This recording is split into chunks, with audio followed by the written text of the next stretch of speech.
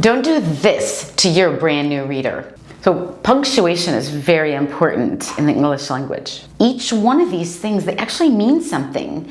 The quotation marks is used to show exactly what someone is saying. Comma usually means like a slight pause. So they all mean something. Do you really want to have to explain all that to your brand new reader when they're already struggling to learn all the sounds of all the letters and keeping all that in their head while also trying to blend 2 or 3 sounds together? So this is just extra, and it can be very confusing for the kids. Here you have question marks. I wouldn't want to have to also explain that while I'm trying to get him to, to be able to read all these letters and keep the sentence straight. That's a lot when you're just learning to read. And this is supposedly for brand new readers. You get 2 syllables. That's just a lot of text for somebody trying to sound out a word like and. They're just learning and they're just getting like 3 sounds together, and now they've got to do a word like snowmobile. Are you kidding me? And they've got exclamation point, commas. It's just too hard.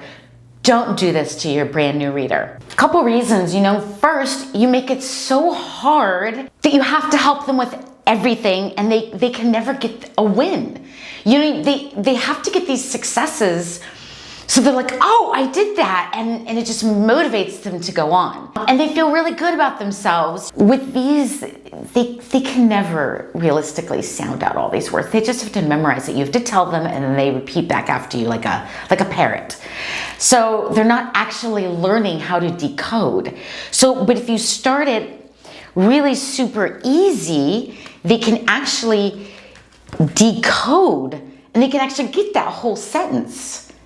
So whereas they can never get this entire page by themselves when they're just learning 3-letter word short vowel words. So on these, it's usually, most of the time, it is 1 sentence per page.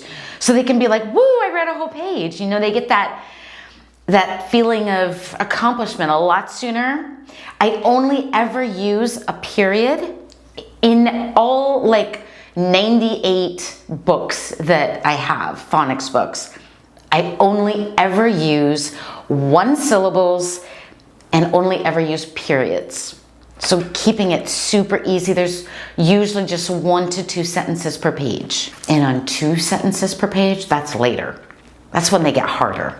But these are just 1. Look how easy that is. Just keep it as simple as you can. You focus on 1 thing. You let them get that level really, really well. Then you give them a new thing. For instance, mine are like a whole set with just concentrating on 1 short vowel. So they have plenty of practice with that 1 short vowel before they learn something new. You just keep it as simple as possible, as long as possible. You let them just get their basics, get them really, really solid. Learn all the rules, be able to decode simpler words, 1 syllable. Then, when they've got that really well, they don't have to think really hard like, oh, what's the sound of that? They just got it right now, real quick.